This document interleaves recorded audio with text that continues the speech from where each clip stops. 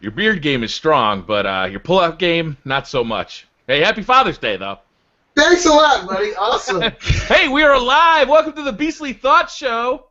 We are ready to go. We've got E3 to talk about. We got the Taken King to talk about. We got, I mean, how much stuff can we possibly fit in an hour-long show? We got Call of Duty switching to PlayStation 4. Have you guys seen that new Xbox Elite controller? I was not hyped for that, and now I super am. There's so much to talk about today. Let's get to it. Beastly, what have you been playing this week? What have you been up to? This week I've been playing a lot of video games. I've been making a lot of videos. A lot of people have seen me this week. I uploaded a video to my reaction to some amazing news during E3. At Sony's E3 press conference, they announced the Final Fantasy VII Remake, and to my dismay, I had no idea this was coming up. And I happened to be in front of a camera, and I uploaded this video, and it's got 150,000 views, and I got tons of new subscribers, and I made lots and lots of new friends. And that video has just been going insane. Also, another video I uploaded this week was the Shenmue 3 reaction video. That one is over 50,000 views. It's just really been a hell of a week, dealing with a lot of new people, a lot of new personalities, playing video games. I've been playing Destiny. I beat the Prison of Elders. That was really difficult. I did it twice. It was really awesome. Beat all the little side missions. And I've been playing a little bit of The Witcher 3, and I've actually been playing some Elder Scrolls Online, which is actually pretty damn fun.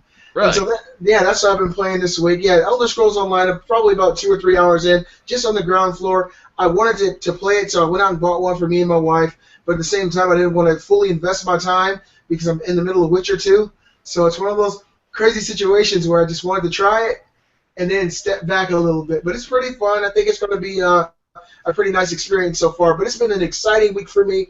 I got lots of exposure. I did an interview for a magazine talking about Final Fantasy VII because I'm so passionate, and I made tons of new friends on YouTube. So it's been a really, really beautiful week for me. That's awesome. I'm really excited for you. Like I see the success you're having right now, and I'm super excited for you. Thank you so much, man. It means the world. Coming from you, sir, that really means a lot. I appreciate it. Robbie, how you doing, buddy? What have you been up to?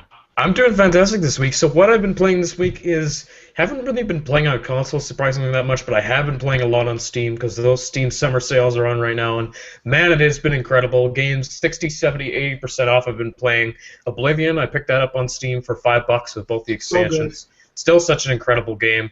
I got BioShock 1, 2, and Infinite for under $10, which is another incredible deal. Really been enjoying those games.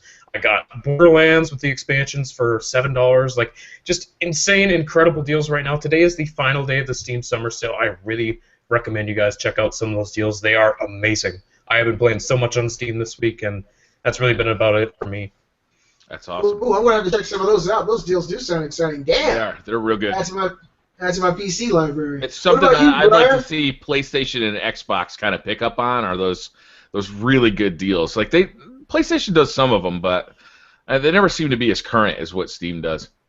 Yeah, you can't beat Steam. Like, it's incredible. Those discounts are amazing. I mean, Fallout 3 and New Vegas are both like $2.50 each right now. That is unbelievable value for those games. Like, they are incredible. They are huge. You can play them for weeks, months. Like, unbelievable value. Years. It's just incredible. Yeah, maybe years. Like. All right, so I've been playing, obviously, House of Wolves. I did not get to go to E3. I was really disappointed. I would have liked to go and play the Taken King because we saw a lot of Taken King footage this week come out for Destiny. But I'm still really enjoying House of Wolves. We got the Skolas kind of rejiggering of that fight. So the level 35 Prison of Elders kind of got rebalanced. Frankly, it's a lot easier now than it used to be. It still can take quite a while. I've heard reports of it taking up to 45 minutes for that boss fight, which is crazy. You know, that's a long time. I don't think it's taken me that long, but I definitely have had at least a half an hour in that one arena. I'm really enjoying Trials of Osiris. Like I said before, it's like my new favorite thing. Getting a fire team of 3 together for super competitive gameplay is just amazing. So I'm just really having a blast with the House of Wolves DLC that we just got. But what I'm really looking forward to is now the Taken King, because what we're seeing coming out of E3 is just so exciting. Can we just jump right into Destiny Taken King? For sure. All right, let's do it. Lots to break down. All right, so obviously the Taken King was shown at E3, and it's an early version of it, so there's a lot of there's a lot of stuff that was shown that's not quite going to be what's in the game when it's released. But let's talk about what we know. There's going to be a new raid, which everybody's super excited about.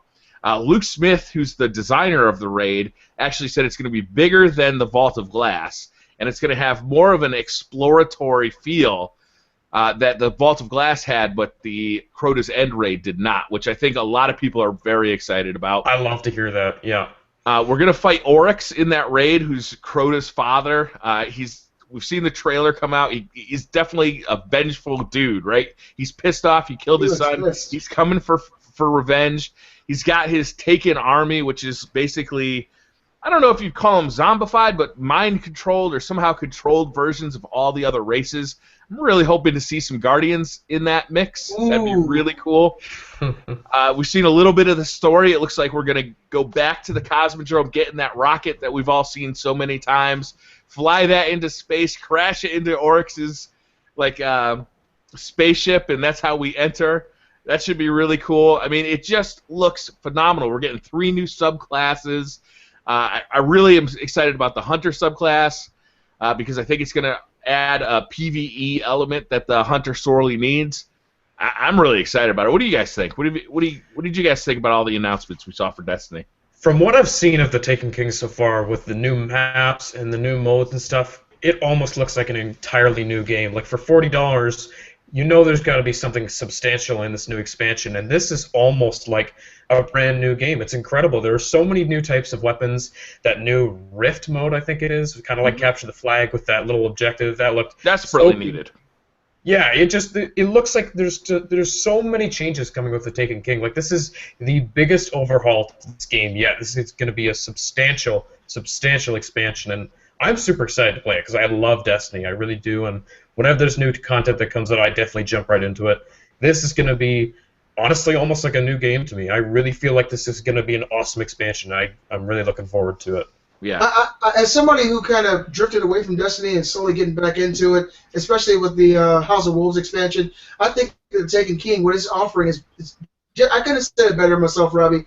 It's pretty much a whole new game. All this content, all these new modes, all these new weapons, new story dynamic, all these things is kind of adding a whole new dimension to the game, a whole new degree of continuity. The story is going to continue. You're going to get so much more of that. A lot of people have been upset about that for a long time, that the game has a lacking story aspect, but I think that adding this whole new paradigm of Crota's father coming and leaving the planet, things that you've seen before, it's just going to add so much more. And the package is already meaty as hell.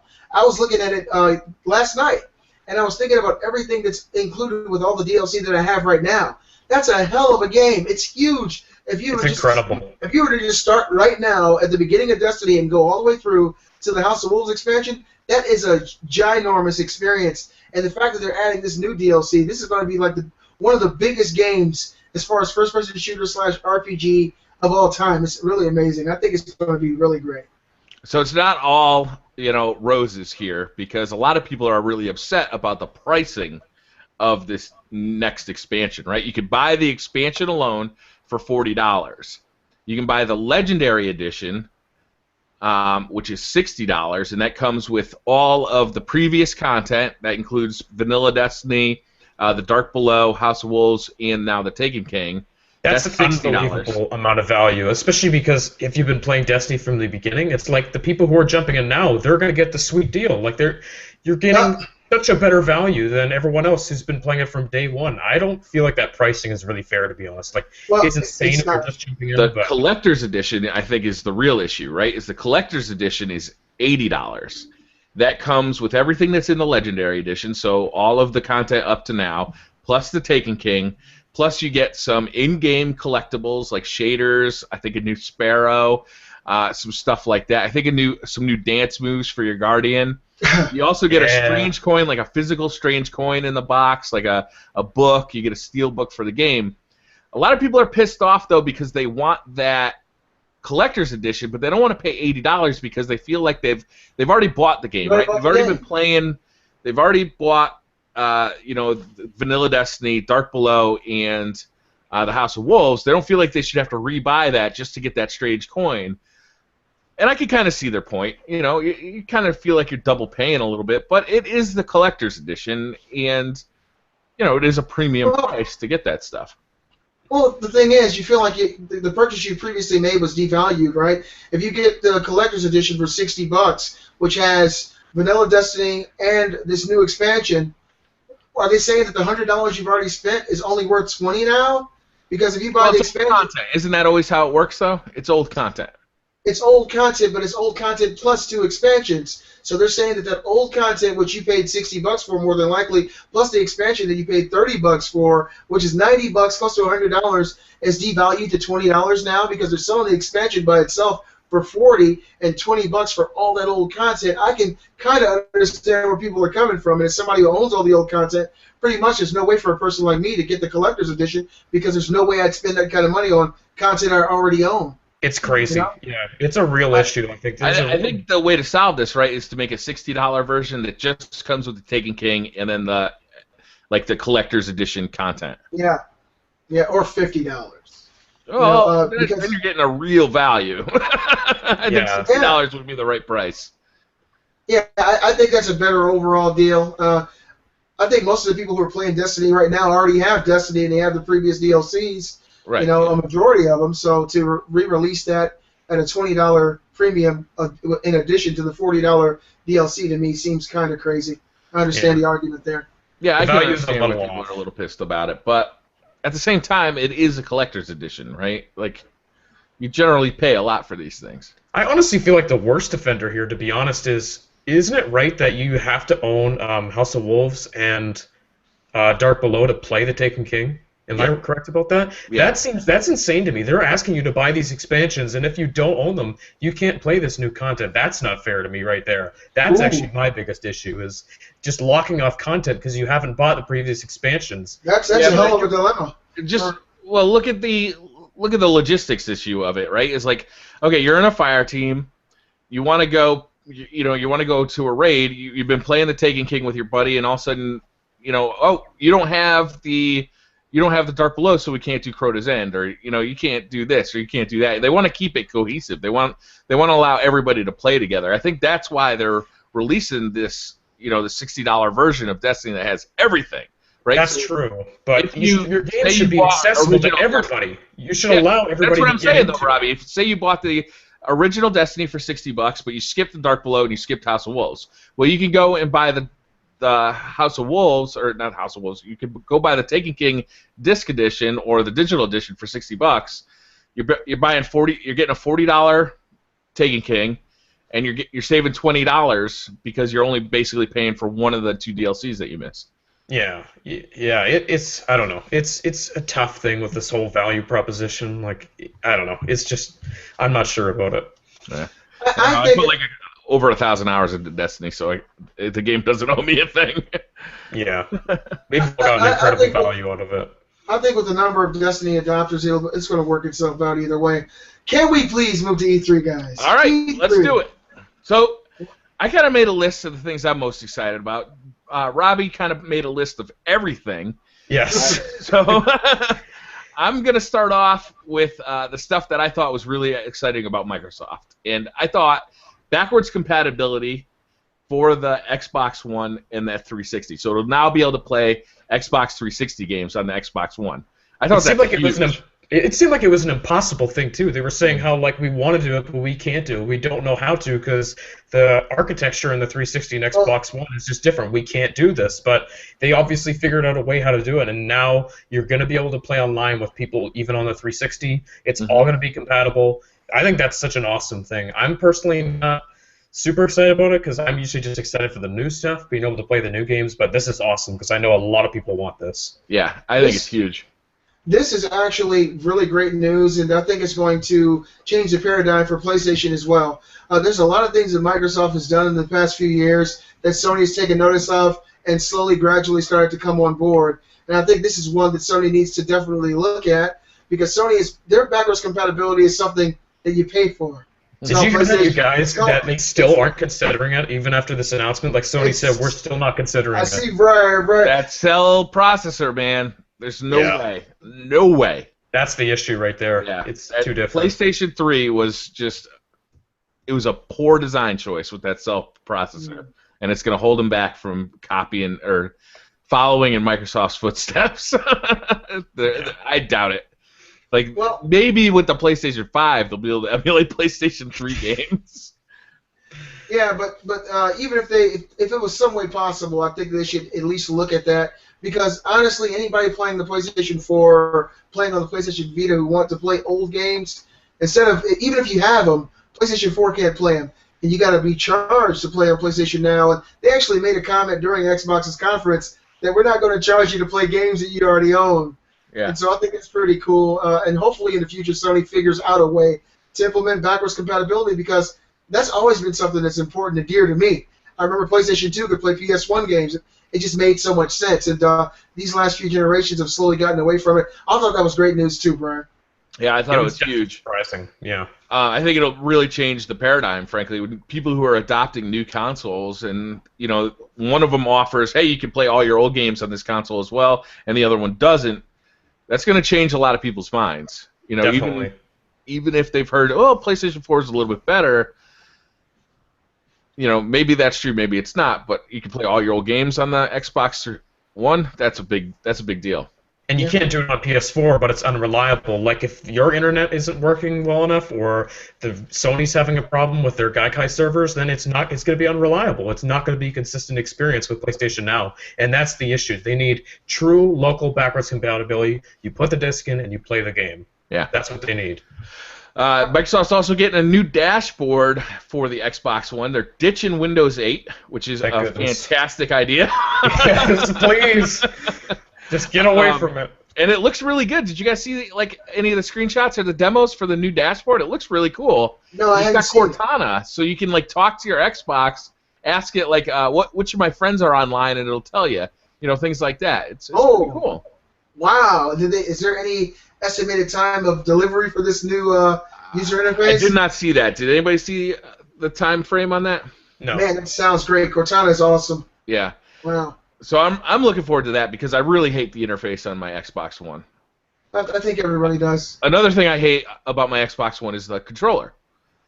And we heard that there was going to be a new controller, and I thought, well, what are they going to change? They're going to put a headphone jack on the controller. Big whoop. They announced the new Elite controller. Have you guys seen this thing? Yeah. So it's got paddles on the back, similar to a SCUF. Right there. It's got removable thumbsticks, and you can swap them out for different lengths at home. It's got a removable digital pad, which you could swap out. It comes with all of this stuff, too, in the box. It's got the hair trigger stops. Yeah, yep. So you can set how far you have to depress the triggers to get it to register. It is a really nice controller.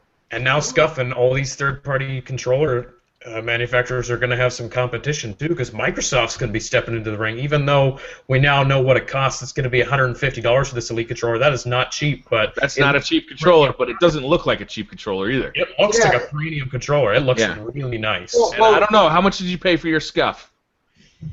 I think because I live in Canada, it costs more with the shipping and stuff. But I think it was around $180 with all the features. I think mine was around $200 too. It may have been $10 or $15 cheaper than $200.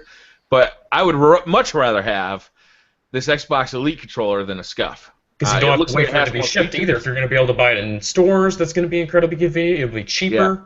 Yeah. It'll be really nice. Well, after Microsoft's E3 show, they had a post-show on one of these game networks, and one of the gentlemen who actually held this Elite controller and played with it said if you had 10 controllers on the table and you picked this one up, you would immediately know what it was. He said, this is not the controller you're going to leave around your kids. It's the one he said he's going to put it in his safe. That's how much better it feels than any other controller. He said it's made with all metal parts, and it's heavy. It feels weighted really well in your hand. It's contoured well. So, I mean, I didn't get a chance to see it. Honestly, I didn't see it. Oh, it looks great. It really looks great. I'm really looking forward to getting this. Unfortunately, I won't be playing Call of Duty with it because Call of Duty's new platform of choice is the PS4. I thought that was huge news. Great segue, too. Really enjoyed that. Thank you. You're welcome. That was good. I liked that. I was like, where is this going? He's here all week. And Robbie, you called this weeks in advance, so good call for you. Call of Duty at home on PlayStation 4, man. Has this changed a lot for you, Brian? How does it make you feel? Well, I mean, I have been a big Call of Duty gamer in the past. I think we all have. And Xbox has always been kind of the the platform of choice for Call of Duty because you get the DLC early. It's just a better deal to get it on the Xbox, and it's always felt like the lead platform too. The game has always played better on Xbox than it has on PlayStation. I think more so in the previous generation of consoles. Mm-hmm. This generation, I would argue that maybe that's not the case. Yeah. But we're going to start seeing the MLG switch over to PS4s. We're going to start seeing pro gamers switch over to PS4s. This is a big deal for PlayStation. It's a big deal for the COD community.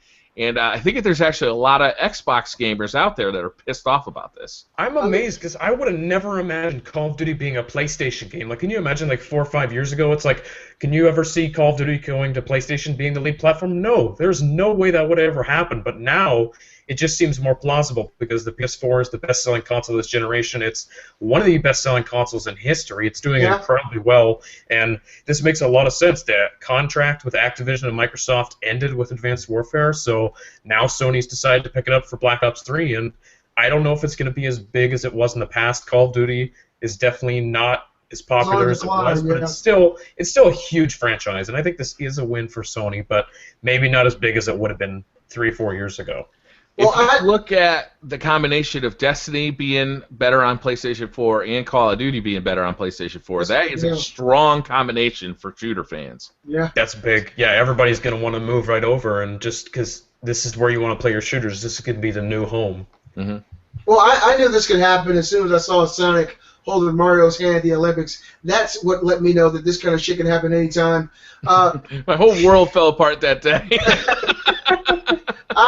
Next thing you know, they'll release Final Fantasy VII Remake. Yeah, on Xbox.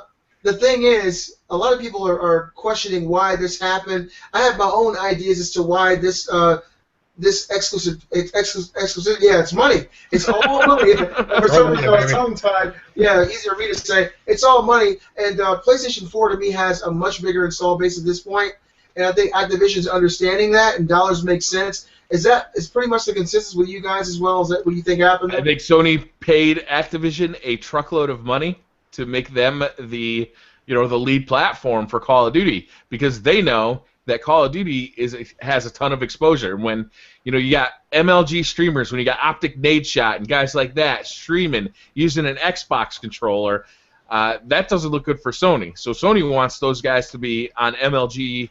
Or on Twitch using the Sony controller and talking about and using the dashboard of the PS4. This is a huge marketing thing for Sony. I think it's a huge win for Sony, assuming that Call of Duty stays popular. Like, I mean, if they signed like a 10-year deal here, it may be a questionable decision. But it's a big win right now. Black Ops 3 looks good. People are super excited for Black Ops 3. I am. I'm so excited for it because Advanced Warfare, I know, Briar, you and I can relate to it. Advanced Warfare totally lost us. I played Call of Duty every single day like you did. I loved every game up until Advanced Warfare. It lost me. I just didn't get into it. I didn't care for the exo movement, even though it felt fantastic to pull off. It was really well executed, but it just didn't work in the gameplay department. And Black Ops 3, it just looks like a return to what Call of Duty was, but it's an evolution. It's a new generation. It's a new evolution of that franchise, and I'm really excited about it. Like, I think I'm going to be able to jump right back in, and I'm really looking forward to it. Mm-hmm. Yeah, I am too. I'm definitely looking forward to getting my hands on this. There's going to be a beta for it, which I'm really excited to check out, so we actually can play it before the game comes out. PS4. Coming first to PS4. That's a big one too. Yep. Ooh, I got a lot of friends on Xbox who've been talking a lot of shit about Call of Duty, so now it's time for the PlayStation elitists to start regurgitating that shit back at them. So, yeah, it was a really big thing for Sony this year to be able to announce that. And I wanted to talk about something, guys. We saw a lot of new IPs this year at E3. One of them stood out to me among the rest as something that I felt like I absolutely must play. I know what this is. This game was announced during Sony's E3 press conference. Yep. It was announced by Guerrilla. Yep. And it's called Horizon. I'm trying to remember the last time. Zero Dawn. This game really blew my mind. It took me totally by surprise. Everybody knew that Guerrilla was working on something. People were theorizing it'd be an RPG or something totally out of left field compared to what they normally do, which is Killzone. I saw this game. I saw the way it moved, the way it looked. I have to have it the day that it comes out. Did you guys? How did you guys feel when you saw Horizon Zero Dawn? Horizon is no question my game of show. That demo was unbelievable. I watched it so many times. Like, I love the concept, first of all, because it's like this prehistoric like tribe of people. It's Terminator. In this age where robots have taken over, like these like robotic dinosaurs and animals, and it's got like this prehistoric vibe to it. It looks incredible. And that demo they showed, it just like it looks so impressive. It looks gorgeous. That is absolutely the game I'm most excited for. That is the one game I wish was out right now. I want to play it so badly. Like, I am so excited for Horizon. That was unbelievable. The combat looks fun. The world looks interesting to explore and to be in. But these are the guys that showed us these Killzone trailers that knocked everybody's socks off. These are the same guys. I'm not gonna pre-order this game based on a Guerrilla Games teaser trailer. No way. Well, let me just say this. I did my E3 reviews of all the conferences, and when I talked about this game, I did mention that based on the aesthetic alone, I would buy the game, but I'm really cautious because this is the same team that gave me the story for Killzone Shadowfall. Their storytelling is lacking. Their ability to build release trailers that look better than the game. Way better. Well, they did this for the original Killzone. They did this for Killzone 3, and they did this for Shadowfall. Yeah. You look at that trailer for Shadowfall that came out when the PlayStation 4 was getting released or announced. No way the game looked that good. I mean, the game looked good when it came out, but not that good. I thought I thought it was over again. I think Shadowfall looked as good when it was released as the trailer. That's my personal opinion. I'd agree with you, Brett. I thought Shadowfall looked incredible. That game was gorgeous. It looked just as good as the gameplay shown. I thought it lived up. I disagree. There were some parts that looked really good. There were some parts that looked like, this could have been on the PlayStation 3. There were some. I don't think there was really anything that could have been on the PS3. Well, Robbie, we are agreeing in Briar's. What the hell's happening? Briar's a crazy old man. Don't listen to Briar. Don't listen to Briar. He's a crazy old man. You can get off my lawn! This is what I'm saying. See? Don't listen to him. He's crazy. He's mad. He's twisted. Let us know in the comments. Do you think Killzone Shadowfall looked as good as the actual game as it did during the pre-release as far as the trailers went? I thought it did. But this game, man, I think it looks great. I think that the whole story that they're trying to build is amazing. You want to know more. You're theorizing. I'm theorizing that it was a Terminator situation. They built their own Skynet. They wiped us out. But their story, and Killzone Shadowfall, I didn't care about the characters at all. I didn't care about who I was or what was happening to the world or what was happening. I didn't care. I was just shooting. It was a gun gallery. So I'm hoping that they're able to bring in new talent or someone who's more talented than the last team to write this story, and if they can, this game will be an amazing game. I thought it looked fantastic. The exciting part for me is that this is a brand new IP. Like, Guerrilla has been chained to Killzone for the last 10 years. They've been making Killzone games. That's why I think you guys, like, the story's going to be good. This is Guerrilla. They're going to do whatever they want with this game. They're not held back. Like with Killzone, they were kind of held back by that universe. They couldn't do whatever they wanted to do, but this game, they're going all out. I think this game's going to be incredible. We'll see. I don't trust these guys. I do. I really do. They're doing what they want to do finally. They're making the game they want to make. I trust them completely. This is the game they've been wanting to make for the longest time. I can tell. It's going to be incredible. All right. How about Fallout 4 coming out this year? Oh, shit. Just amazing. They showed so much at that Bethesda conference, too. Like, that was like at least 30 minutes. Just everything. I am so excited for this game. November is basically going to be a month without Briar Rabbit. Damn. I'm just gonna I'm gonna find a very comfortable and warm place with a TV and a PlayStation, and I'm going to play the shit out of that game. Hold on, Briar. I gotta ask you a question. Now, during Microsoft's press conference, they announced that their version of Fallout 4 would come with, I believe, that it comes with Fallout 3, and it comes with the ability to play. Well, I guess later on down the line. Mods from the PC world. So you're going to be able to port mods from the PC over to the Xbox One and use them. Does that detour you at all from buying on PlayStation 4? Does that matter at all? I believe that they later said that PlayStation 4, there's no reason that PlayStation can't do that as well. But yes, if I could play mods on the Xbox One, I will definitely play it on an Xbox One. I don't care what platform I play it on. I It just seems want to play like Fallout 4 is going to be the lead platform on Xbox One. That's where I'm going to get it, because it seems like it's going to be the lead platform for that game. Like, just go where... Because all of these games, you have to think about either get them on the platform they're being built for, like Call of Duty is probably going to be a PS4 game. This is an Xbox One game. Unless all your friends are playing it, go for the lead platform. So I'm getting it on Xbox One. Yeah, I don't really care which one I get it for. Me neither. It'll be amazing on anything. It will. It'll be incredible on everything. When they announced that, I looked right over at Kate and I told her, I said, oh, I got to buy it on Xbox One. If I'm going to be able to play mods on the Xbox One and not on the PS4, I got to do that. I think the mod community is awesome. I think the modding scene is amazing. And as someone who never plays mods or plays PC games, I think to be able to have that at home on a console will be really amazing. And so unless Sony announces that the PS4 version will be able to do that, I'll definitely be picking it up on the Xbox One. Now, I can play with that new Elite controller. Yeah, I'll drop $1.50 for it. I want to ask you guys about, to me, some of the biggest news that came out of E3 this year.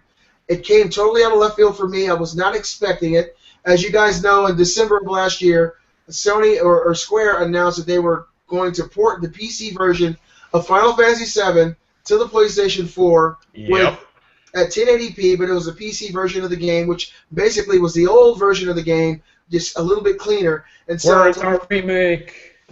So when and everybody was crying remake, and that's something at the time they said they weren't going to do. This year's at Sony's conference, they pulled the rug from under me because they started talking about this game that has a long legacy and people have been asking for. So I immediately thought that they were going to show us this Final Fantasy VII PC port. I was like, yeah, who cares? And then I was like, what is this? I was like, this isn't 15. What is this? I couldn't figure it out. That's my thing. As soon as I saw the CG, I immediately thought it was 15. Then I saw the car on the bridge. I was like, is this 15? Because I was like, this is something else. I couldn't figure it out too. They do a lot of driving, and so during all the little cutscenes, because I was analyzing as I watched, I saw what looked like Midgar. And you guys who play Final Fantasy VII know Midgar is the main city in the game that you start in. And so I saw that, and I was like, oh, no, is this Midgar? Is this a movie? I was really thinking that it could possibly be a movie. And I saw Midgar again, and then I saw the flowers on the ground, which is Ares' flowers. She's a flower girl. So I was thinking either they're going to do another Final Fantasy Crisis Core type of situation like they did on the PSP, where it's a one-off of Final Fantasy VII, or this is a movie. I totally did not believe that this is a remake. And then the trailer continued and said they're coming back. I saw Barrett, which everybody on YouTube has been calling me, the big black guy with the beard. I saw his gun pistol, and then I saw Cloud next to him with his Buster Sword, and I completely lost it. I think a huge majority of gamers that are in my age group, Mr. Rabbit, yourself included, who like Final Fantasy VII, went ape shit. Did this reveal mean anything to you guys? And if so, what did it mean for you? I've never played Final Fantasy VII before, but I knew how huge this was because Square just trolled everybody back in December, and then to come out with this was incredible. Like, just came out of nowhere. They had to be working on it, right? They definitely did, yeah. Yeah, it meant so much to me. I'm really happy for you, Robbie. I actually did an interview for a gaming magazine the day before yesterday, and I talked about this in this interview. The reason that I think it's important for Square to release this game and what it means for gamers now, the visual aesthetic of the original Final Fantasy VII does not hold up very well. If you see kids who grew up in the 7th generation of gaming, they won't want to play a game that looks like Final Fantasy VII just based on the visuals alone. And so in order to understand what that game is, you've got to eat through the visuals to understand the meat and the heart of what that game is. And so if they're able to maintain the heart and the substance that made that game amazing and what made it magical for so many people, but at the same time, what appears like they're going to upgrade, I guess, 8th generation clothing, this gives people like you, Robbie, and other gamers who are in their early 20s and teens, late teens, the opportunity to play a game that meant so much to so many people. I'm super happy about this. To me, this is the greatest news out of E3 this year, out of anything. To me, this is the number one thing, and that was probably my moment with God at E3 in my entire life. I was so amazed. I had tears in my eyes. It was an amazing moment. I'd love to play it. Yeah, I'm definitely looking forward to trying that out. I need to play that game at some point, definitely. I think it's going to be open world. Oh, my God. I think, I mean, just look at the way they're doing 15. I mean, Final Fantasy 15 looks phenomenal. The way that you're able to traverse the landscape, the way the enemies look. If they're able to do something like that with Final Fantasy VII, that's all I want. That's all I would want. You know, and Final Fantasy VII has so much replayability. There's so many things you can do. I'm just so excited. I don't care how long it takes. As long as they do it right, I'm just really happy about that. Blew my mind. E3. All right, so Robbie, give us something from E3 that kind of hit you by surprise or really excited you when you saw it.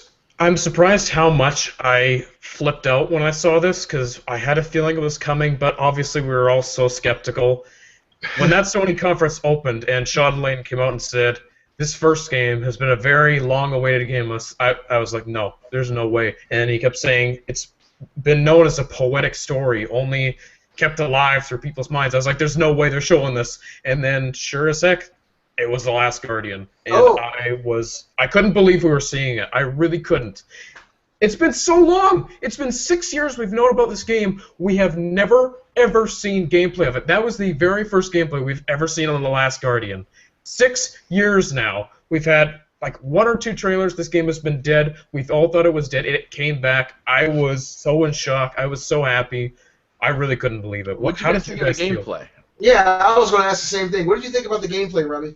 It looks good. I mean, it looks like such a unique game to me, navigating with the bird dog, I don't know what you call it, navigating with the little boy. It looks like a really fun game, it does to me, and I'm really excited for it because I can't believe this game is still alive. We were all so skeptical, like there's no way it's going to be there, and I just couldn't believe it. As soon as I saw it come up, I kind of lost my mind. I was like, I can't believe this is happening. Like, it took me a long time to get over it, definitely. Yeah, when they showed that, it kind of caught me off guard too, and I figured if Sony was starting with The Last Guardian, they had to really have a good show. And what do they have next? Like, they're starting with the freaking Last Guardian. That's huge. Yeah, I saw the gameplay. It'll be okay, Robbie. I saw the gameplay, and I just felt that really endearing feeling that I had with Shadow of the Colossus. I can tell that they're going to truly build this relationship between the main character and this Last Guardian, this creature. There's a ghost in Briar's house. His door just opened. Oh my God, it's behind him. Oh no! Look out, Briar! You're under attack. Look out! Hold on. But the way the game actually looked and the way the game controlled really got me feeling, I guess, really similar to the way I did when I played Shadow of the Colossus. I could tell by the way that this creature was reacting with the boys that you're going to feel a bond by the way that they act, and pretty much you're going to need the creature to survive, and the creature's going to need you. And I think they showed that throughout this little trailer, that there was a time where the creature could have died, and there was a time that you could have died, and how you feed off of one another. And I think it's really awesome, the little, I guess, bullet time, where you're jumping toward the creature and time slows down. And I guess you can control the creature to try to grab you, but if you miss with the mouth, how the tail came up underneath and grabbed him, I thought that was really special. I can't wait to play this game. I can't believe this game is still alive. Like, even more than just seeing the game itself, it did look like a fantastic game. It looks like it's going to be incredible, but I was like, I can't believe we're watching The Last Guardian now. Like, I can't believe they finally showed it. They finally showed it. I was trying, I had to tell myself, I'm like, you're watching The Last Guardian right now. I just couldn't believe it. Like, it's a dream. It's like a dream came true. It was amazing. It was incredible. And that should have been the biggest thing, but there was still more to come. Hold on, I can't hear Briar. Briar, your mic's not on. A little bit disappointed by the Last Guardian trailer. Okay, let us know why. So their previous games, Ico or Eco, whatever you call it, that was pretty great. It wasn't as good as some people say it was, but it was pretty good. Shadow of the Colossus is one of the coolest games I think ever made. It just felt completely original. And on the PlayStation 2, like, I mean, if you look back on it, the graphics don't look that good, but at the time, they were stunning. Like, being able to like interact with these creatures that were stories tall was just an amazing thing. This didn't have that kind of sense of wonder that I got from Shadow of the Colossus. And it also didn't seem technically as impressive as Shadow of the Colossus did. That was such a small slice of gameplay, though. Like, there's still so much they can show off. Yeah, I would expect them to show something that was as impressive. That was one bridge, okay? Yes, but it's a demo. You know, they're trying to build hype for the game. I would expect them to show something that's as impressive as they can. And I'm definitely excited for this game, but I'm a little less excited than I was for Shadow. Shadow of the Colossus was huge, you know. this game, I don't know. We'll see. Is it going to be? What's it going to be? Who knows? Maybe it'll be better than I think it is. But I was a little bit let down by the graphical fidelity of the game, and kind of that sense of wonder just wasn't there like it was for Shadow of the Colossus for me. Well, I guess I can kind of understand that. The one thing I'll say about Team Eco is that every game they make has its own niche. In the original Eco, it was like a quest where you were taking this maiden through the entire game, holding their hand, telling her what to do. Shadow of the Colossus was a completely different experience where you're climbing these giant colossi. And I think this one here is going to have its own niche as well. And I guess once we actually get the controllers in our hand, we'll really understand what it is. If this falls in line with the previous games, I'm really excited for it. Hopefully it's as good as we all hope it can be. But I want to talk to you guys about this game. There was an amazing game, or amazing demo that they showed during E3 this year of a small game called The Division that a lot of people have really been excited to hear more about and see. And they actually showed this whole teamwork dynamic of how you're moving around through the city of New York with your friends, going against other people. There's people creeping up behind you. Did you guys see this demo? Yeah, the Dark Zone gameplay demo was, I thought, very impressive. And I like the dynamics of it where it's not only PvE, but it's PvP at the same time. You can decide to work together. You can betray your own fire team and take all their loot. This looting mechanic inside this Dark Zone gameplay, it was really exciting to me. I'm hyped for this game. I think that after seeing that demo, for some reason, I felt like I was watching an alternate version of a game like Destiny. I just felt like it was a team-centered experience. Yeah. That you play with your friends, you go out and you mess with other people, you steal stuff. It feels like they're marrying games like DayZ with games like Destiny. Yeah, it feels more open-ended than Destiny, right? Like, it feels like the options are wider. What I'm worried about with this game is, like, how big is it going to be? Like, what are our options really going to be? And is it too ambitious for its own good? Like, are they trying to do too much at once? Like, it just seems like Watch it's Dogs endless. syndrome. Yeah, it just seems like it's pretty much endless. Like, there's just so much to do in it, and there's so much they still have to explain, but it does look very impressive, and I'm still incredibly excited about it. I can't wait to play it. It's a world I'm definitely excited to explore. I love loot-driven games. It's just fun to collect loot, and being able to. I like this aspect. Let's say the three of us are a fire team. We go in, we play together, we open a chest, we all get the same loot. So if there's one really cool gun in there, we all get it. I think that's awesome. We all get the Gallahorn in the Division. Right, we all get the Gallahorn. But at the end, I can kill you both and take it. Oh, shit. Oh, my God. You better not friggin' do that. You are out of the clan, Briar Rabbit, you crazy old man. Yeah, I'm really excited to see what this turns into. I mean, there was so much good news at E3, and that was another game that I've been excited to see. It's been so long since we've seen anything from it. There were some people talking a little bit about this graphics downgrade that they noticed. I didn't really notice that. To me, the game really looked great. Yeah, it really looked great to me, and I'm looking forward to finding out more and playing it when it comes out. All right, so Beastly, while you were playing Final Fantasy VII with your melodrama and your gussied up graphics, I was playing Doom on the PC. Doom 2, and I was loving it. I was loving getting my Marine through hell with my shotgun and my BFG.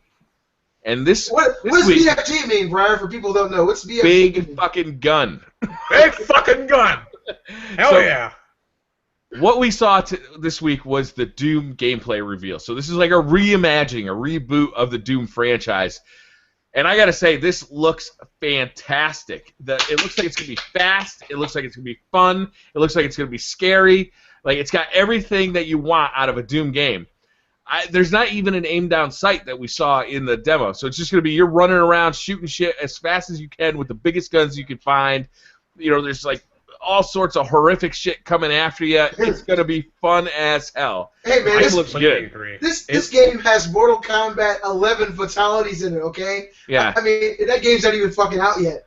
One thing I'll say about this game that really made me feel like it was the original Doom. I was introduced to Doom with my PlayStation 1.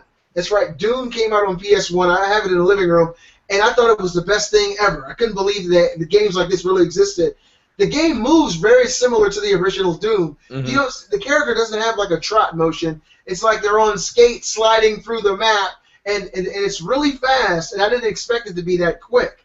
A lot of people complain with Doom 3 that the game was really slow and lethargic, and they took away what made Doom Doom. I think it's a total return to form. The guns look awesome. They did show the BFG at the end of this trailer. Yeah. They showed it, but it did not show what it did. That's good, though. I want some surprises. Yeah. I was really excited. There's different ways that you can murder these demons throughout this game. Did you guys like these finishing moves, I'll say, that you can do in this game? Yeah, I thought they were real cool. Those are super cool and very brutal. Yeah, so expect to see lots of pentagrams and sacrificial lambs in this game. I'm really excited about it. I thought that was one of the best things of E3 this year as well. It looked awesome. It looks like a modern Doom, but it has roots of the original game. Like, it looks like the perfect way they could have done this, honestly. This is the perfect way to bring Doom back. It looks amazing to me. I'm really looking forward to it. And one thing I'll say that I'm really happy to see, you can jump really far in this game without taking any damage. In The Witcher 3, if you fall off your porch, half your energy's gone. I saw this guy jump like 2 stories down and land and start shooting. I was like, yeah, this is going to be fun as hell. I guess that Marine suit is badass. It's going to be good stuff. I want to ask you guys, did you guys enjoy... First of all, I love the Uncharted games, and I'm not talking about Uncharted right now. And there's a game that's been mentioned of as going against Uncharted this year. It's an Xbox One timed exclusive that I hadn't really got a chance to see too much of until E3 this year. It's called Rise of the Tomb Raider. They showed it this year. It blew my fucking mind. I should have a reveal of that. Ice Wall blew your mind? Really? No. The way the game looked, they showed a lot in this game, actually. They showed the character models, the way they animate. Lara Croft looks totally amazing. The ice scene did look pretty fucking exciting to me. I thought that was them climbing a wall. That's literally the whole demo. Like, did you guys see the gameplay they uploaded the other day? Like 15 minutes. It was 10 times better. They should have shown that at E3. They just uploaded some other gameplay. That's a really good sign because I really like what they showed at E3. Of course, I think they could have showed more than her rock climbing, but it turned into a more frantic experience with her falling and surviving and running in an avalanche. I thought that was really cool and dynamic scenes that they showed. And I'm excited for this game, man. I think I'll definitely have this day one. I think the game looks phenomenal. To me, the game looks as good as the new Uncharted. I adored the reboot. It was really good. Loved it. So I can't wait for this game. Yeah, it really got me excited. Another game that I saw that I really, really am excited for. I'm giddy for this game because I played the original and it got me through some tough times in life because life is hard on a brother from time to time. Mirror's Edge, the remake. It's like a reboot to Mirror's Edge. It's called Mirror's Edge Catalyst. Did you guys see this and what did you think about it? It looks great. Looks very impressive to me. I haven't really played the first one that much, but this looks stunning. It looks really, really good. Now, and it's been confirmed there's no guns in it. Like, there's guns, but you can't use a gun. So that was like the worst part of the first game. Hell yeah, it was terrible. Gun in that game. It was absolutely terrible. When they showed this game initially, I forget how long ago they showed it. I wasn't really impressed with it. To me, it didn't look like Mirror's Edge. It didn't feel like Mirror's Edge when I saw it months and months ago. But when they showed it at E3 this year, I felt like I was at home. I can't wait to pick up that controller and make Faith do what she does. I want to see the evolution of what that game was. Other games have kind of stolen from it lately, like Dying Light, but I want to see what they can do with that actual franchise and make it awesome again. And hopefully this time it gets the commercial success that it deserves because I think that the game was amazing. It was a critical success, but commercially it flopped, and I'm happy to see them rebirthing this awesome game. So one of the cool things about that game, there's a lot of people who haven't played it, so I want to explain why this was such a cool game, is that it was a parkour kind of game, right? Is you were constantly running away from enemies or trying to get somewhere really quickly. First person. Yeah, and it was first person, and a lot of it took place on like rooftops or like structures in the air. So you were jumping around, and they had like visual indicators for where you needed to go next. So even if it was your first playthrough, you knew where you had to go. It wasn't like confusing, and it was just so kinetic and so fun. And it took skill. Like, you actually had to get good at the control scheme. Mm-hmm. If you've ever played an Endless Runner, it actually had a feeling kind of like an Endless Runner where, these games are for like iOS and Android phones where your guy just kind of keeps running across the screen and you got to either hit jump or slide or jump or slide. It was kind of like that, but in first person. And you had like kind of a move set that was just fun to use. and you felt really powerful, even though the combat in it, there were some takedowns, but for the most part the combat sucked, so you didn't want to use it. You just wanted to keep moving. To see this get another crack, like to see them take another crack at it, it could be something really special, and I hope it is. I really do, because the first game had so much potential, and it was so close to being a really great game, but that combat sucks so bad. Yeah, and the gunplay shouldn't even existed in that game. I'm really happy about it, and I think that it'll be a good thing for everybody this year. I'm really excited. I want to ask you guys about this because I know we got a lot of guys who are on the Xbox 360 and Xbox One who watch this show. What did you guys think about Halo 5 Guardians? They showed a lot of it at E3 with Microsoft this year, and I want to get you guys' thoughts before I give mine. I think didn't think the campaign demo was a little scripted, but it still looks like a fantastic game. Like, the multiplayer is a lot faster. I love the beta. Warzone looks super cool. Like, Warzone looks so much fun. It looks awesome. Oh my god, I love that. It's so cool. My first reaction when I saw the Warzone was, why isn't that in Destiny? Like, that needs to be in Destiny. Damn it, Bungie. Yeah, I think that 343 is going to redeem themselves with this, Briar. When I saw this game, I was like, holy shit. First of all, the campaign looked amazing. The multiplayer looked insane. And I think this is probably the most excited I'll be for Halo since Halo 2. I think this is probably the most excited people are going to be. It looks fantastic. The game graphically looks amazing. You know, it moves at a nice, smooth pace. The multiplayer looks extremely exciting. And that's a day one for me. So it's a really good thing for Xbox gamers to know that they're going to have Halo. They might not have Call of Duty this year, but they're definitely going to have Halo well, they're this year. still getting Call of Duty. It's going to be the same game. You're going to get DLC a month later. Like, that is not a deal breaker at all. I played Call of Duty all on PlayStation last gen. I did not care for 1 second about getting the DLC like a month late. Maybe a little bit, but like it didn't bother me really. It's a month.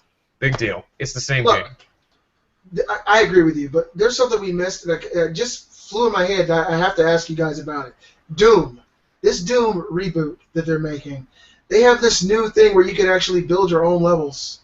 Yep, map editor. Yep. This map editor. What did you guys think of that? To me, that's like the coolest thing I've seen in any of like a multiplayer type of arena. You can make your own type of maps. You can create horde modes. You can make 3 versus 3, 5 versus 5. You can make only certain type of weapons spawn. I think this is like the craziest thing I've seen in a long time. That right there alone, I was like, oh my god, this is going to be head and shoulders above the competition. Did you guys feel the same way? Definitely. Yeah. It was very, very cool. It looked like a very extensive creator, too. Like, there's so many possibilities, so many cool game types you could play. Like, it could be endless fun just seeing what kind of experiments you can do and making different maps, different modes. Like, yeah, I think this is awesome. Endless replayability. If they can get that to stick, if they can get a base of creators out there making, like, good content, it could be just endless replayability. You know, with Doom 2, they had it. You know, they had editors out there. You could create your own Doom 2 levels, and it was fun as hell to go out there and play Doom 2 in a bedroom. You know, like your little tiny Doom guy in like this giant bedroom. It was fun as hell. You know, all that kind of stuff was great. They had it for Quake too, didn't they? I remember downloading Quake levels. I think I do anyway. Maybe I'm crazy. Maybe you're just too old and crazy to remember correctly. I don't know. Moving on to Battlefront, guys. What'd you think of that? So, I got another Xbox game I want to ask you guys about. What about Battlefront? Robbie just brought up Battlefront. Oh, Star Wars. Okay, I can't believe we haven't talked about that because the demo at the end of the EA conference, that was... I almost cried. It looked so good. Like, that was amazing. Unbelievable. It looks so good. And people are saying, like, it actually plays that good, too. Like, it feels like a huge battle in a Star Wars universe. Like, it looks incredible. It just... God damn, that demo was so good. I never thought it would be that good. Like, I was like, it's going to be great. It's nice. It's going to be awesome. But holy shit, like, it looks so good. I talked to a couple of people who played it at E3, and they said, yes, it looks that good. Running on a PlayStation 4. And it plays that good. Yeah. I'm shocked. I can't believe it looks that good. It's unbelievable. Yeah. I was really shocked that after watching that extensive gameplay they showed at E3, I don't care that it doesn't have a campaign at this point.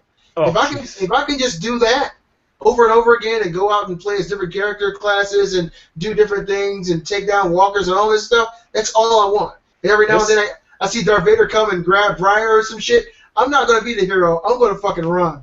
It looks bastard. This and Horizon for me, just I never expected it to be this good. Like, wow, that demo was unbelievable. That was so gorgeous and so incredible. It looks like the perfect Star Wars game. It really does. One thing I'm trying to figure out is how they're going to implement these characters. Like, there are pivotal characters from the story that you can play as in the game. They showed Luke, they showed Darth Vader. Do you guys think these would be kill streak type of rewards? If you kill a certain amount of enemies, then maybe you could turn into them for a brief period of time. Does that make sense to you, maybe? Maybe like a timer kind of countdown, or like a randomizer thing, or maybe you randomly spawn in as one of them. I have no idea how that would work. Or if you're top on the team, I don't know. Some kind of, yes, something like a kill streak that works. It'd be a fucking cool-ass kill streak. Like Darth Vader. Darth Vader inbound. You just deploy the care package, he pops out, you hop in the suit. Yeah, there you go. All right, so another thing real quick I want to touch on, you guys. There's been a lot of talk about Rare. Everybody's been talking about Battletoads and, Banjo and all these Rare games. Microsoft has been talking about them at their previous conferences and wearing Rare shirts. Rare announced this Rare collection, the 30th anniversary collection of all these, well, I guess it's 30 games is their collection. For $30. What did you guys think about this? Basically, it's a collection of 30 Rare games, including things like Perfect Dark, Banjo-Kazooie, Conker's Bad Fur Day, Battletoads is on there. What do you guys think about this collection? Do you think it'll be well received? I'm super excited about it. Insane value. I mean, 30 games for $30. Like, that's pretty insane. And some of them are definitely worth at least $5, $10 too, just on their own. So what this is gonna be platforms is insane it coming out for? It's coming for Xbox One. That's it? That's it. I think I'd be more excited if it's coming out for the DS or the Vita. Oh, okay. Oh, because those, well, I don't know, Brian, because they're full-fledged Nintendo 64 games. Mm-hmm. They're full-fledged. I think Perfect Dark, that was on Xbox 3. No, that was on 64. So I don't know how well they would translate to a portable medium because they are long story-based games. I don't think you can dissect those into smaller chunks. I don't know how it will work. I don't know, man. I feel like having them for the nostalgia factor would be great, but I feel like once you have them, you're not going to play them because I got a lot of them in there. They got GoldenEye in there? Is GoldenEye going to be in there? I think GoldenEye isn't it? I doubt it. I think this is just going to be about the value. Everybody's going to hear, whoa, 30 games for $30, holy crap. Everyone's just going to buy it, and then who knows how long it's going to last. Yeah, they're going to be really old games. I don't know. We'll see. They're not going to have the Nintendo stuff, right? No, they do. They do. They do. They got Conker, and they got Battletoads, they got Banjo, they got all that. So I guess we'll see what happens. Remakes. I want new games. I'm done with old games. Yeah, I got the 64. I got two 64s in the living room, and I very seldom play them. And I got these games that we just mentioned, and I hardly ever put them in there because they're old games. I want to play new stuff. Speaking of new stuff and new technology, what did you guys think of the HoloLens? I guess I can call it their showing of the HoloLens. They put the HoloLens on the stage. There was a young lady playing Minecraft on her tablet, and she was actually playing with someone who was using the HoloLens and actually interfacing with the world as she played with them. Did you guys see this demo? Yeah. I thought it was fucking phenomenal. It was pretty ridiculous. I have to have this. Minecraft was coming out of the table. He was able to look into the world and see her and interact with her. I thought that was the coolest thing I've ever seen, and that's something I feel like my kids are watching it. My 13 and 14-year-old, they said, Dad, please, can I have it? I think it's something we got to have, just based on that. My biggest question for this is what I have for a lot of this technology, the same with VR, the same with even Kinect back in the day. Is it really going to work as well as they show in the demos? Because look at what happened with Kinect. It looked impressive. You could scan your skateboard into the game and stuff.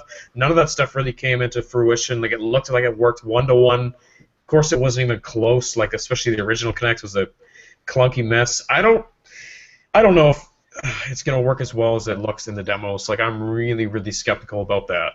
But we'll see. It looked impressive. I'm more optimistic about VR right now because everybody is doing it. Everybody's doing it. HoloLens is definitely different, though. Yeah. All these major, Fortune 500 companies are getting involved in some way, shape, or form in VR tech. I think as gamers, we inherently want VR. I remember, Briar, you remember back when VR was green lines, and it was just 3D polygonal 3 lines. Yeah. But even back then, we thought that was pretty amazing, right? You guys are so old. Yeah, well, that's the truth. That's what it used to be. I remember playing the punch out at the arcade. Briar's not happy that I said that. It's all good. I love it. That's what VR used to be, and so I think we inherently want VR tech for video games, and I think right now the technology is finally reaching that precipice where it's possible. A lot of companies are showing that they're interested in this. I think that they believe this is the direction that gaming in the future is going to go, and I think this is just the start. I think it's going to be really good for gaming. It's interesting. Augmented reality is interesting, right? VR, you can immediately see the use case for, right? Is you're instantly submerged into this world that you can now play in. AR is just a little bit different because it's a blending of the world you're in plus, this overlay of graphics. Mm-hmm. It could be really cool. They had another demo with Halo, like Halo Waypoints, and I thought that was pretty cool too. But it's like, that had to be pretty well scripted. They couldn't do that around your house, right? Could they? Or could they? I don't know. I don't know. Could they make like an AR game in your neighborhood, like where that'd be so awesome. Be the Master Chief in your neighborhood, or like is that a possible thing? I don't know. That's been always a dream of mine, is like to somehow merge Call of Duty and Google Maps so you could play Call of Duty like in your own neighborhood. I always thought that'd be wicked cool. One day it's going to happen, Brian. I swear. I mean, it's going to get to the point where you're going to wear some glasses, and all the technology is going to be in the glasses, and you're going to walk down the street, and you're going to see a waypoint pop up above someone's head who also has a pair of glasses on, and that's the enemy in the game. And I'm telling you, you're going to say, murder this bitch, and you're going to do it, and it was like, oh shit, error. It'll definitely happen one day, but who knows when. That seems like it's pretty cool. I think at least until we have flying cars, we need to keep the VR and AR inside so nobody gets hit by a car. I was chasing the theoretical ball, and I got hit by a semi-truck staying in the house, But then an error message comes up, and you're totally fine. Oh, man. So, look, we're approaching our time, guys. We had a late show today, but I do want to get you guys' thoughts on who you think won E3 and why. And if you didn't think anyone won and you thought it was close, that's fine as well. So, Robbie, why don't you start? Tell me who you thought won E3 and maybe what made that win, solidified in your mind. Everyone except EA, because EA really sucked.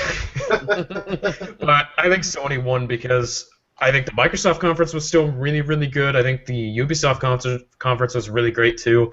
Sony's was just like hit after hit. I mean, they started off with The Last Guardian, which should have been incredible news. That should have been the biggest news by far. Like, that's huge to have that game finally back. But they just kept coming. That stunning Horizon demo, Final Fantasy VII Remake, Shenmue 3. Uncharted. Like, the punches did not stop. It just did not stop. Like, it just kept. It was like go, go, go, go, go. Like, just show everything. Like, fire every single friggin' gun we have on this damn ship. Just don't stop. Just keep going. Wow, that's so awesome.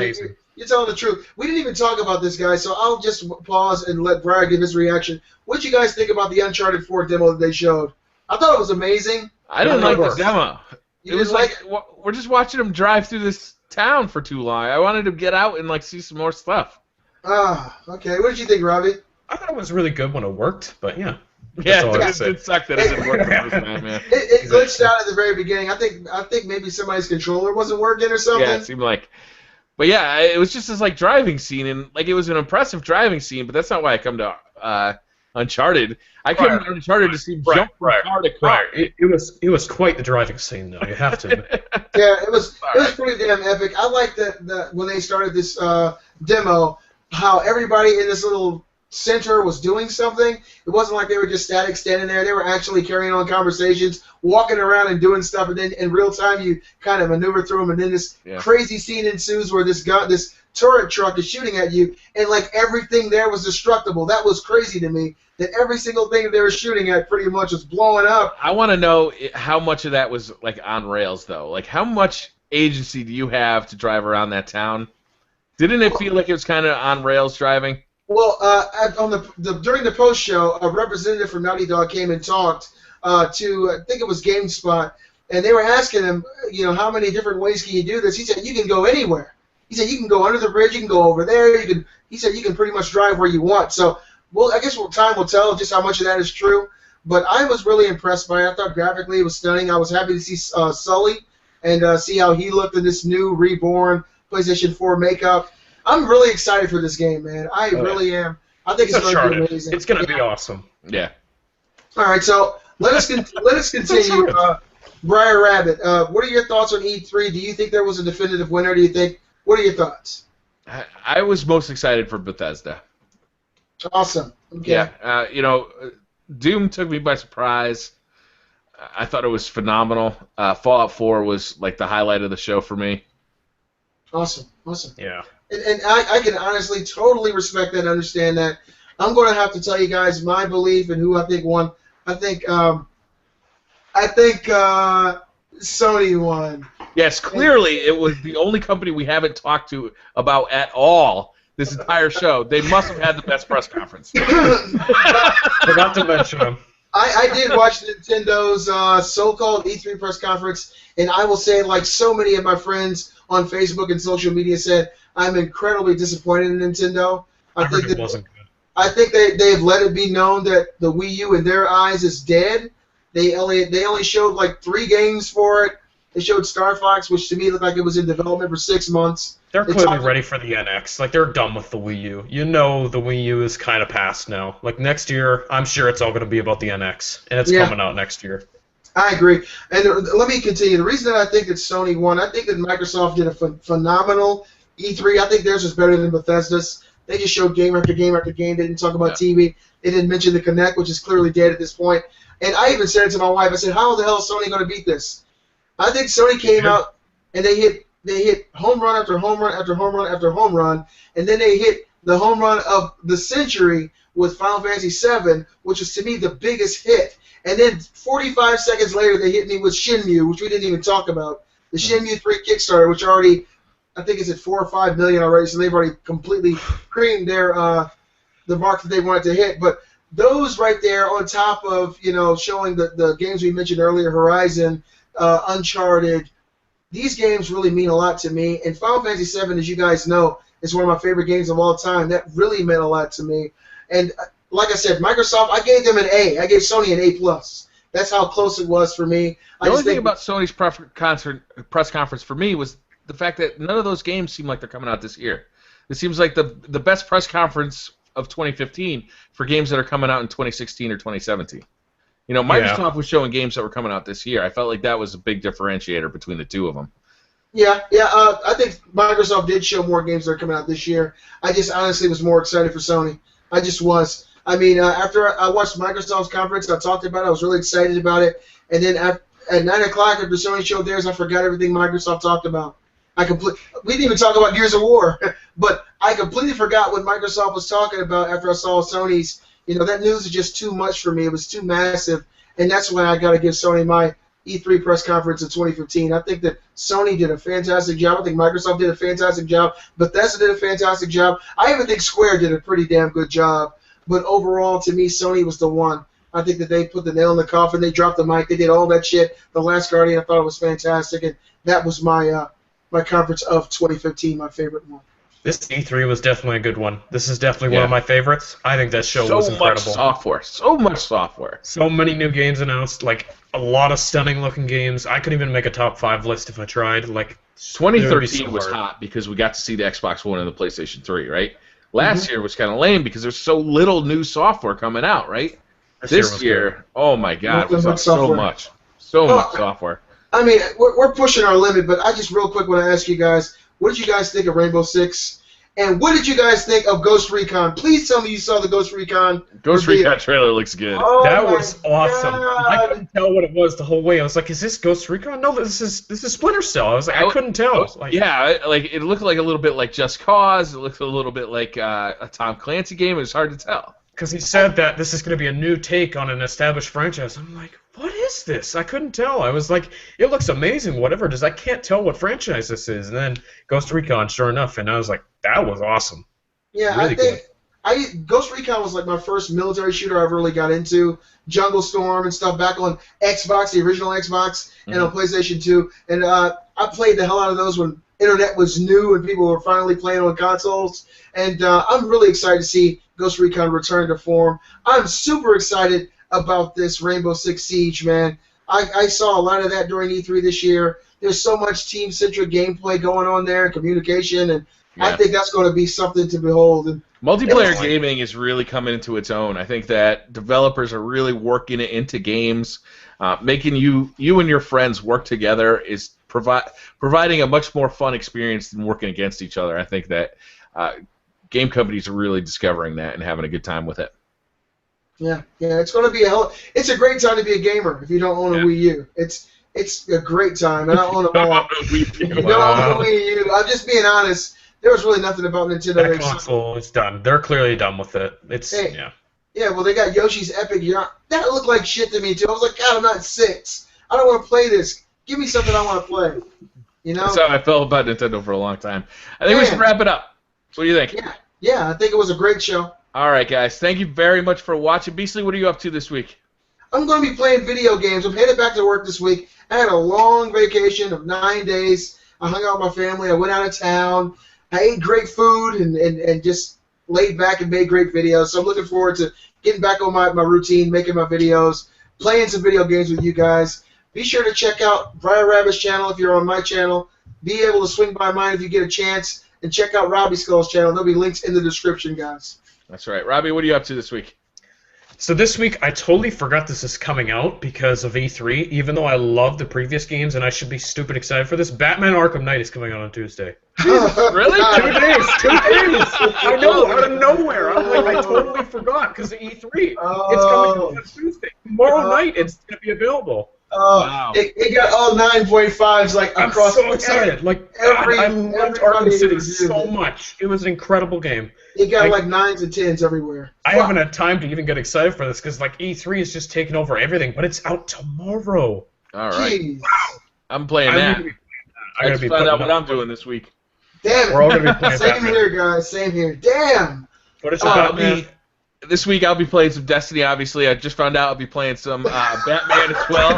just recently? Just recently found out about that. The Shard It or Keep It series, people have been asking for the next episode of that. That will be released tomorrow, so look forward to that. And I think that's going to do it for the show. Thanks to everybody for watching. Don't forget to subscribe to Beastly, Robbie, and myself. And come check us out on Twitter as well. There's links in the description. And we'll see you guys next time. Peace. Bye, guys.